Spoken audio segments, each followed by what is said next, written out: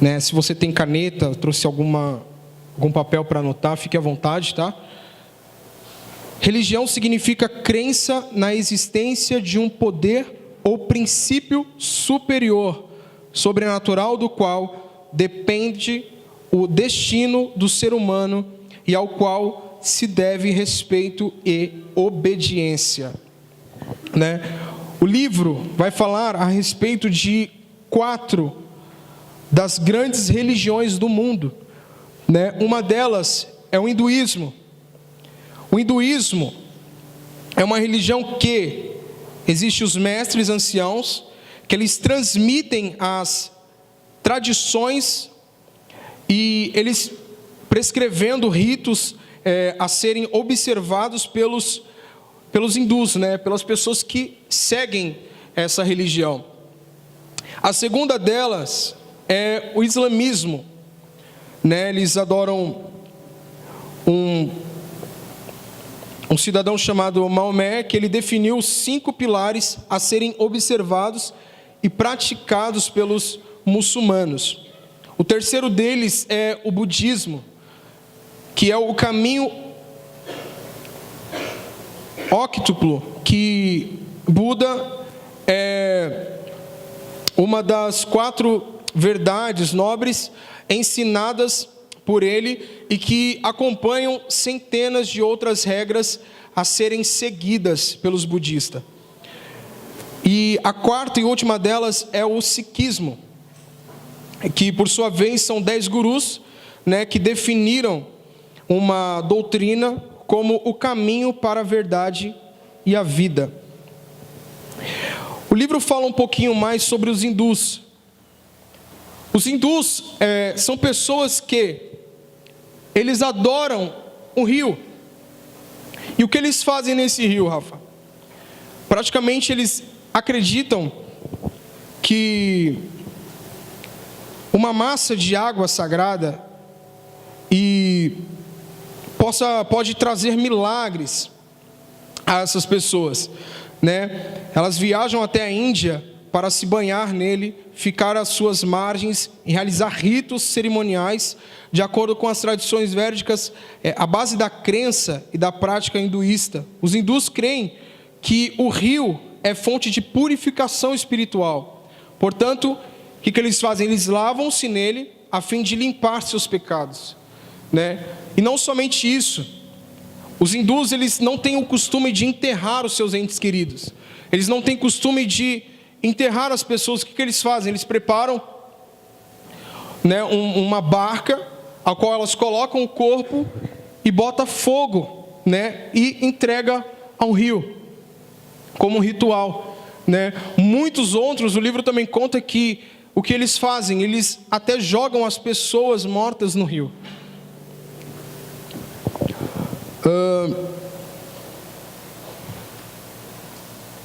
A gente pode analisar um pouquinho sobre essas 4 religiões e perceber que todas elas têm um denominador comum, né? Que em todas elas um mestre, ou vários deles, eles ensinam certos caminhos a serem seguidos e a fim de honrar a Deus ou a vários deuses e experimentar a salvação, seja ela qual for. Eu quero falar um pouquinho da diferença. A diferença do cristianismo para essas 4 religiões que foram abordadas aqui no livro.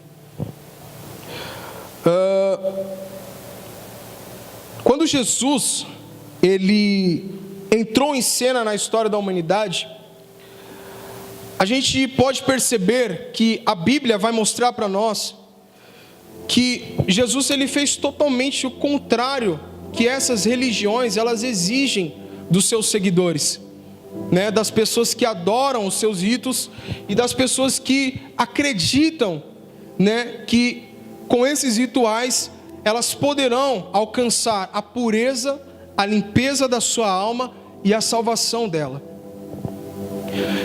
Jesus não, ele começou a convocar os seus seguidores e Os seus seguidores, ele não disse sigam certas regras, ele não disse observam instruções específicas.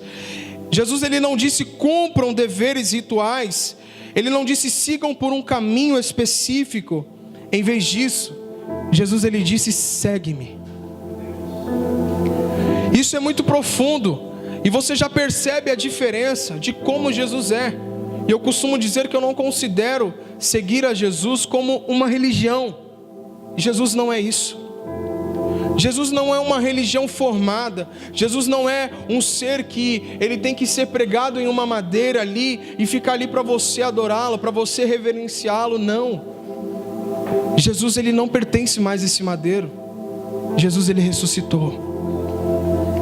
Então não tem por que você carregar amuletos referente a isso, porque ele não está mais pendurado lá. Então não tem por que eu olhar para aquela cena, por mais que as pessoas falam, mas isso me traz, Rafa, reflexão do que ele fez por mim. Não para. Não foi para isso que Jesus veio à terra. Não foi para isso que Jesus salvou a sua vida. Não foi para isso que Jesus sofreu tudo o que ele sofreu, para que hoje você estivesse aqui, escutando essas meras palavras que eu estou dizendo ao seu coração nessa noite. As expressões que Jesus deixou, o seu propósito principal não era instruir seus discípulos em uma religião prescrita, como eu disse aqui, mas convidá-los a um relacionamento pessoal. Foi para isso que Jesus te salvou. Não foi somente para você vir a essa igreja ou qualquer igreja que for, levantar as suas mãos em adoração, clamá-lo. Não é somente isso. Jesus, ele veio para que você pudesse ter um relacionamento com ele. Não é algo que você possa ter nas terças-feiras, não é algo que você possa ter nas quintas-feiras, não é algo que você possa ter nos sábados, até mesmo nos domingos. Não é só isso, mas é um relacionamento diário. Você não vê os seus parentescos, eu posso dizer assim, trazer para um lado mais íntimo, mais próximo. Você não vê a sua mãe um dia de cada vez. Talvez você que é casado, você não vê a sua esposa uma só vez por semana. Você não vê a sua esposa uma vez por mês.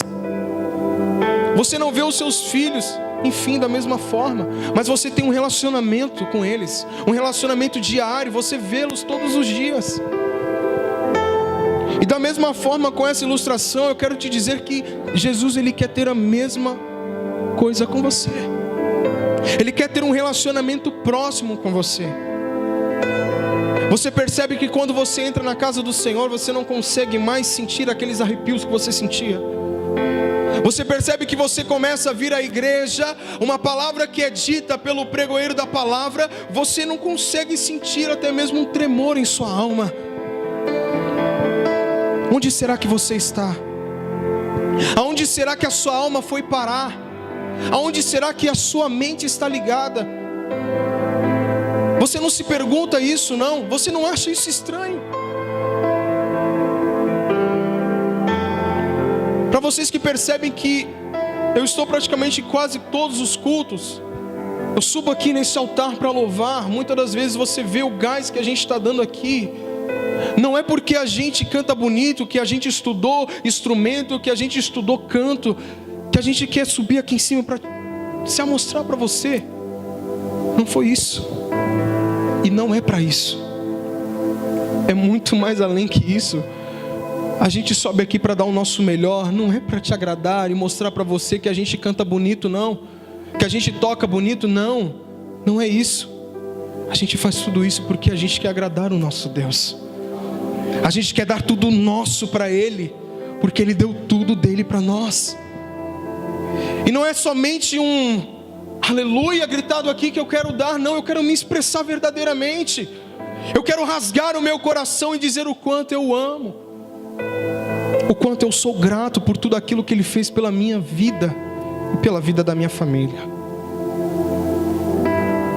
É com essa mentalidade, é com esse prazer que você tem que vir à casa do Senhor.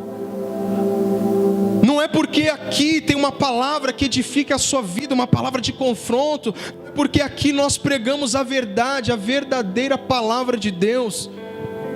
Não é somente isso, mas eu volto a dizer, é porque Deus Ele quer ter um relacionamento íntimo com você. Aleluia! Ele quer ter um relacionamento mais próximo e pessoal com você. Aleluia!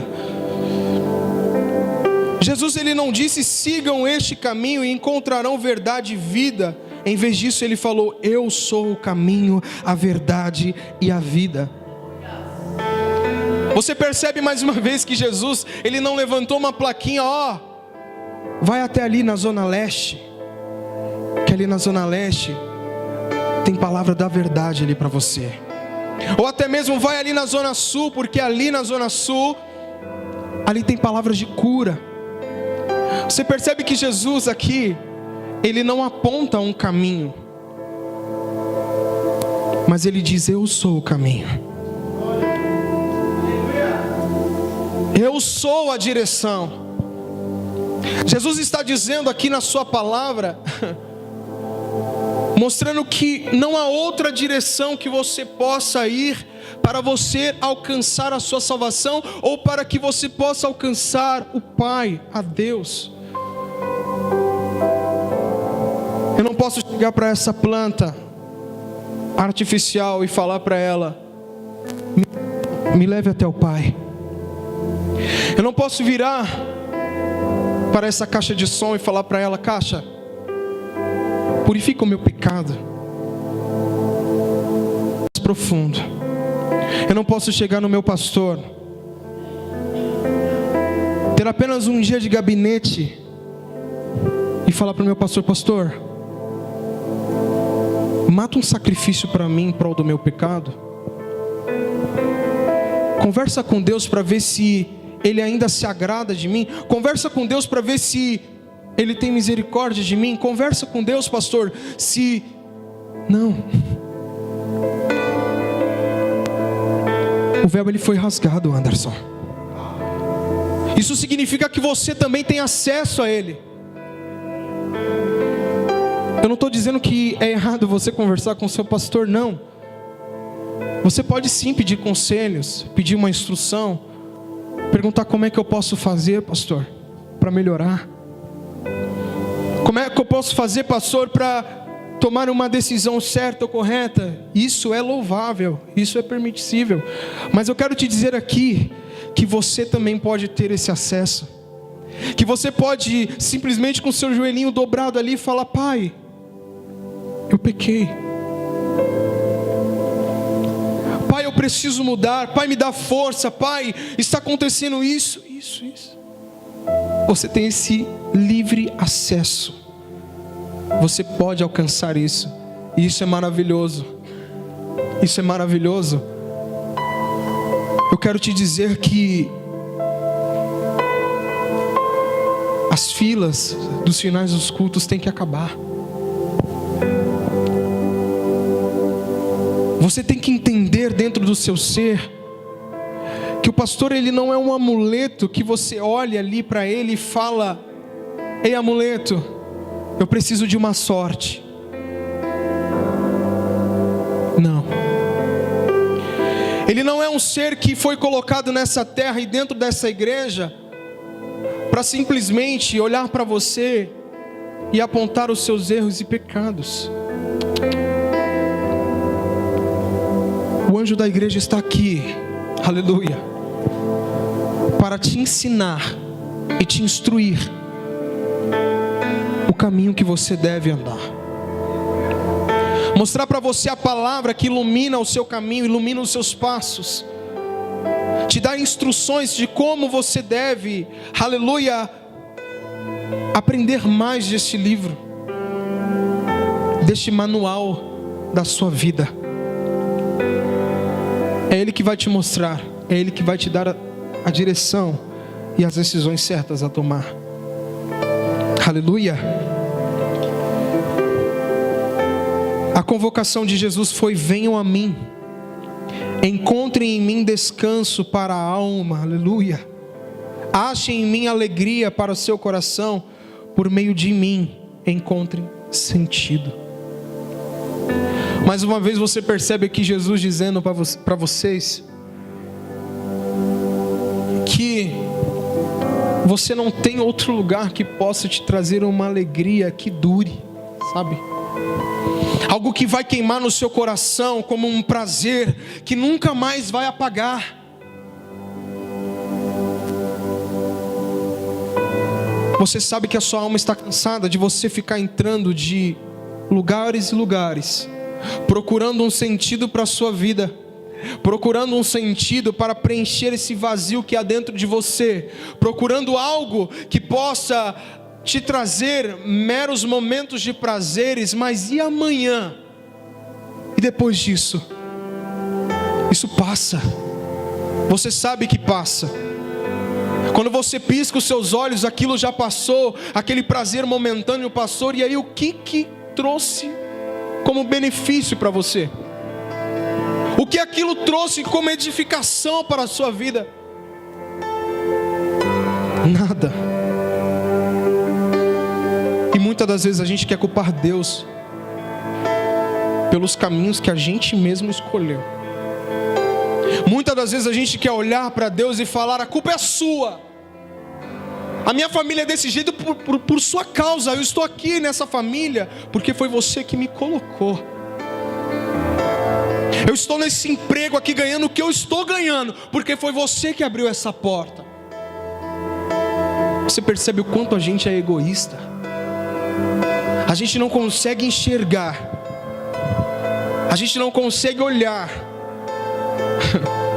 as oportunidades, a gente não consegue enxergar o propósito que Deus tem para a gente dentro da nossa casa, dentro do nosso emprego, dentro da nossa escola, da nossa faculdade. Você não para perguntar: Deus, o porquê que eu estou aqui? O porquê que o Senhor me colocou aqui? Você já fez essa pergunta para Deus? Eu acho que não. Por que, Rafa, você tem tanta certeza? Eu tenho certeza porque você não seria uma pessoa tão reclamona se você soubesse o propósito que Deus tem sobre a sua vida. O ser humano não reclamaria muito se ele não soubesse, ou melhor dizendo, se ele soubesse o propósito que ele tem nessa terra. Aleluia. Os planos de Deus são maiores para a sua vida. Os planos que Deus tem para você são maiores.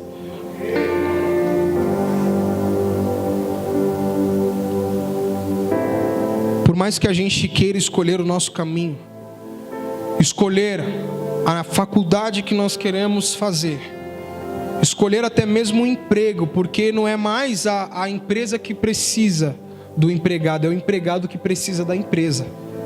As coisas mudaram. Não, gente, é a empresa que precisa do empregado. É para isso que você precisa se capacitar, trazer a você uma capacitação, para que você possa ter um preparo para o que Deus tem para a sua vida. Não foi diferente com os discípulos, eles tiveram um preparo. Jesus preparou-os para que lá na frente, eles pudessem, aleluia, exercer o chamado deles.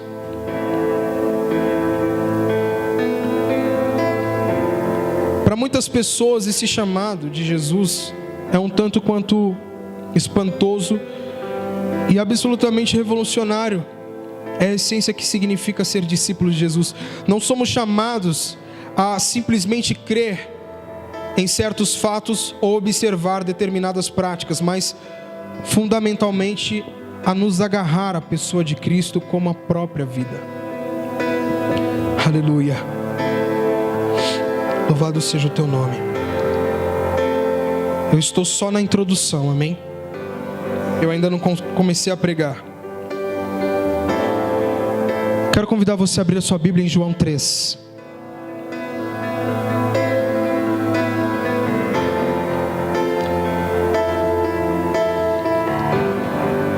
Eu acredito que Deus tem algo a falar ao seu coração.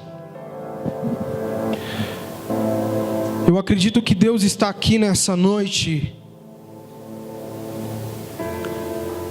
com um instrumento de quebrar pedra,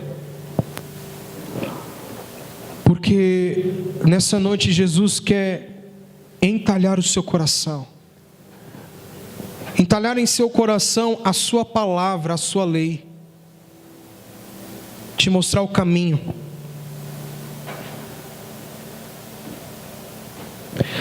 Você percebe que boa parte das religiões, ou até mesmo todas elas têm um costume e uma mania de impor certas coisas às pessoas. Você deve ser assim, ó. Você deve fazer assim. Você deve pegar esse vaso e colocar ali, ó. É assim que você deve ser. É esse comportamento que você deve tomar. Você deve usar essa vestimenta. Você tem que usar esse sapato. Se você não usar esse sapato dessa cor, você não está de uma forma correta. Não, você tem que usar até mesmo uma gravata. Você tem que usar um blazer. Você tem que usar... Essas pessoas, elas vão colocando, impondo sobre as pessoas uma carga. Uma carga que Jesus, Ele não escolheu e não quis colocar no ser humano.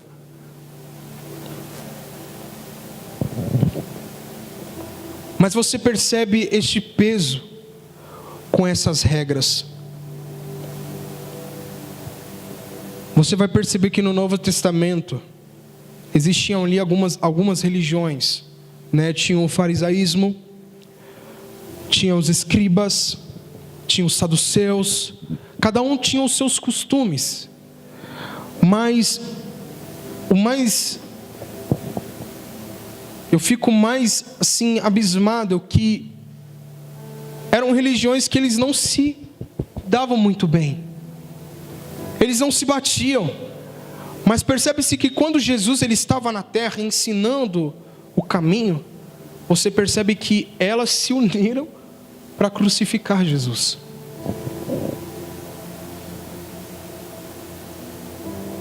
E elas dizem que você não poderia, vamos citar por exemplo no sábado, você não poderia exercer trabalho, você não poderia carregar um peso.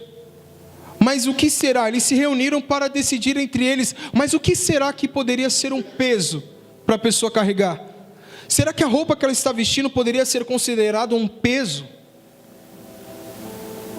Aí eles decidiram entre eles, não, vamos tirar isso daqui, tirar isso daqui, ó.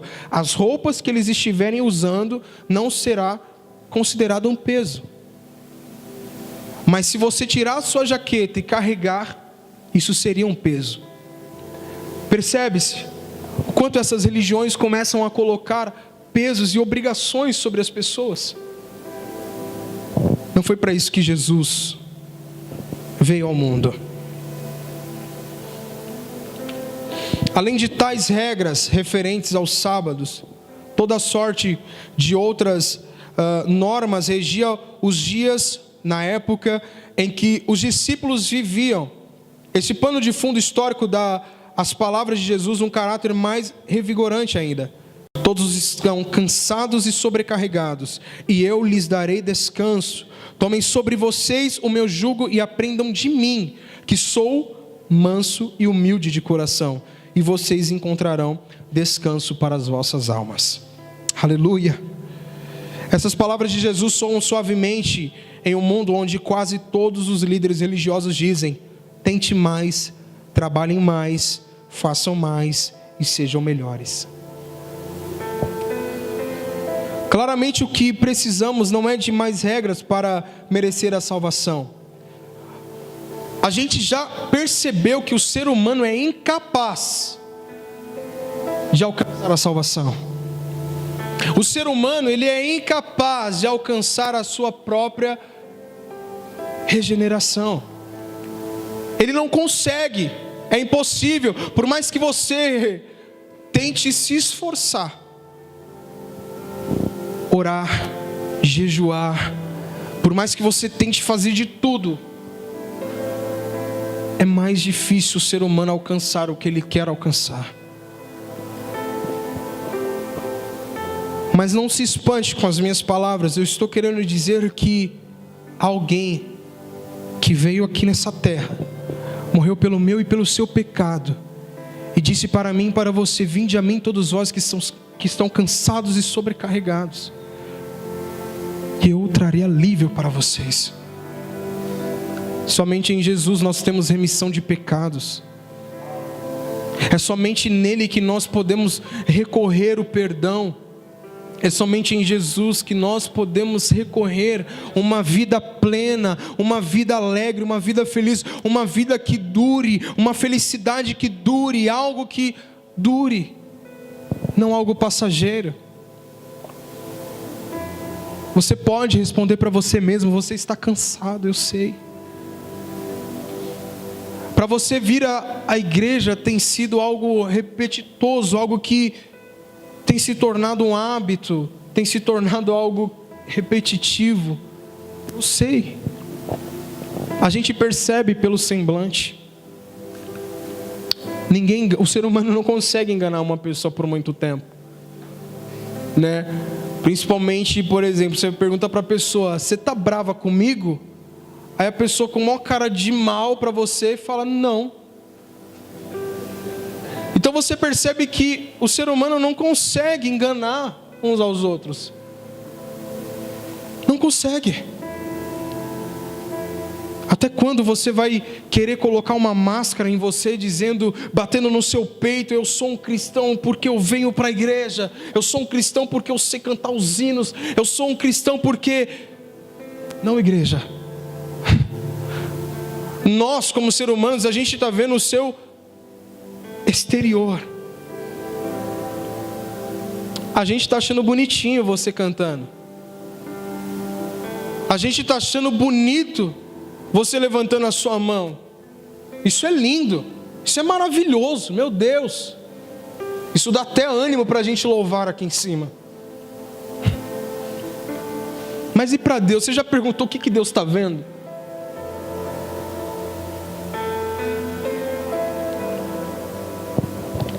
João capítulo de número 3.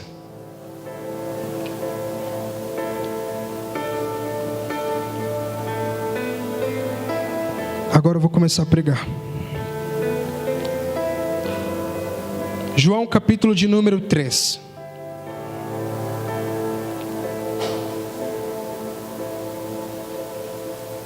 Eu vou contar para vocês. É um texto conhecidíssimo. Um encontro de Jesus, ou melhor dizendo, um encontro de Nicodemos com Jesus. Havia, capítulo de número 3 de João, verso 1. Havia entre os fariseus um homem chamado Nicodemos, um dos principais dos judeus. Este de noite foi até Jesus e lhe disse: Rabi, sabemos que o Senhor é mestre, vindo da parte de Deus, porque ninguém pode fazer esses sinais que o Senhor faz se Deus não estiver com ele. Jesus respondeu: em verdade lhe digo, que se alguém não nascer de novo, não pode ver o reino de Deus. Nicodemos perguntou: como pode um homem nascer sendo velho? Será que pode voltar ao ventre materno e nascer uma segunda vez? Jesus respondeu: em verdade lhe digo, quem não nascer da água e do Espírito não pode entrar no reino de Deus. O que é nascido da carne é carne, e o que é nascido do Espírito é Espírito. Aleluia. Não fique admirado por eu dizer: vocês precisam nascer de novo. O vento sopra onde quer, você ouve o barulho que ele faz, mas não sabe de onde ele vem, nem para onde vai. Assim é todo o que é nascido do Espírito. Então Nicodemos perguntou: como pode ser isso, Jesus? Jesus respondeu: você é mestre em Israel e não compreende essas coisas? Em verdade lhe digo, que nós falamos do que sabemos e damos testemunhos do que vimos, mas vocês não aceitam o nosso testemunho. Se vocês não creem quando falo sobre coisas terrenas, como crerão se eu lhes falar sobre as celestiais? Ora, ninguém subiu ao céu, a não ser aquele que de lá desceu, o Filho do Homem. Amém até aí. quem não conhece a história de Nicodemos, Nicodemos nada mais é, crente, que um cristão. Cristão, ou melhor dizendo, que um religioso, né, consertando a minha palavra. Nicodemos era um cidadão que orava. Nicodemos era um cidadão que estudava a palavra. Nicodemos era um camarada que era devoto. E não somente isso, você percebe no texto que Nicodemos, ele tinha um respeito por Jesus também. Nicodemos era como eu e você. Mas você percebe que, olhando Nicodemos, você pode julgar que Nicodemos era, vamos se dizer assim, o cristão perfeito, o crente perfeito. Você olhando para Nicodemos, você pode dizer: caraca, Nicodemos, cara, Nicodemos é um teólogo, Nicodemos é um adorador, Nicodemos, ele é um orador. Mas Jesus, naquele encontro, viu algo diferente em Nicodemos. Viu algo diferente não, ou melhor dizendo, algo que faltava em Nicodemos. Será que está faltando algo em você? Você consegue fechar os seus olhos nessa noite e começar a refletir e a pensar se está faltando alguma coisa dentro de você?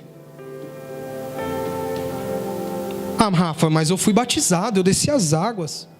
Mas e aí? Lembra que eu falei dos hindus? Eles também gostam de se banhar nas águas para purificação. Mas ainda faltava alguma coisa em Nicodemos. Ainda falta alguma coisa em você. Ainda falta alguma coisa em mim. E naquele encontro, Jesus, ele tira um raio-x de Nicodemos e diz: Nicodemos, legal, você pode dar estudo da palavra, você pode ser um bom orador, você pode ser um bom pregador. Nicodemos, você pode ser um cara que tem a postura, mas se você não nascer de novo, você não pode entrar no reino dos céus. Você não pode entrar no reino dos céus. Nicodemos faz uma pergunta que às vezes a gente fica voando aqui. E muitas vezes a gente faz essa pergunta: poxa, o pastor está pregando de uma forma aqui que... poxa, eu já faço tanta coisa na igreja, já faço isso. Será que não está faltando alguma coisa dentro de você? Você não já parou para pensar se o que você está fazendo, está faltando alguma coisa? Eu já parei por um tempo a me questionar e perguntar: poxa, será que tudo que eu estou fazendo não é o bastante? Tudo que eu faço ainda não é o bastante? Quem já fez essa pergunta? Eu já me fiz essa pergunta várias vezes. Aleluia. Mas eu quero te dizer que Jesus, ele não veio, igreja, para que nós pudéssemos ter uma vida religiosa superficial. Jesus, ele não veio para nos dar uma vida nova, ou melhor dizendo, ele veio para nos dar uma vida nova por meio de regeneração sobrenatural. Aleluia. Louvado seja o nome do Senhor. Eu falei o que era religião. Eu vou explicar para você o que significa uma religiosidade superficial. A religiosidade superficial, ela consiste meramente em crer em certas verdades e fazer determinadas coisas, como já percebemos ao analisar diferentes crenças. Tal religiosidade superficial, ela está crescendo hoje em dia, assim como era também nos dias de Jesus, né? A gente pôde analisar aqui no diálogo com Nicodemos, líder dos judeus, que Nicodemos, ele era como que se dizem, como eu disse aqui, cristãos. Ele tinha certa fé, respeito por Jesus, organizava a sua vida com base nos mandamentos das Escrituras. Ele orava, ia aos cultos. Nicodemos lia e até ensinava o Antigo Testamento. ele vivia uma vida boa, decente e ética. Era um exemplo para outras pessoas. Como se não bastasse, fazia isso tudo como um esforço para honrar a Deus. Tudo aparentava estar bem do lado de fora, como eu disse aqui, mas havia algo errado dentro dele. Apesar de toda a sua religiosidade, Nicodemos não tinha vida espiritual em si. Aparentemente, você pode aparentar ter uma vida religiosa, uma vida devota a Deus, mas será que você está tendo uma vida verdadeiramente espiritual? Será?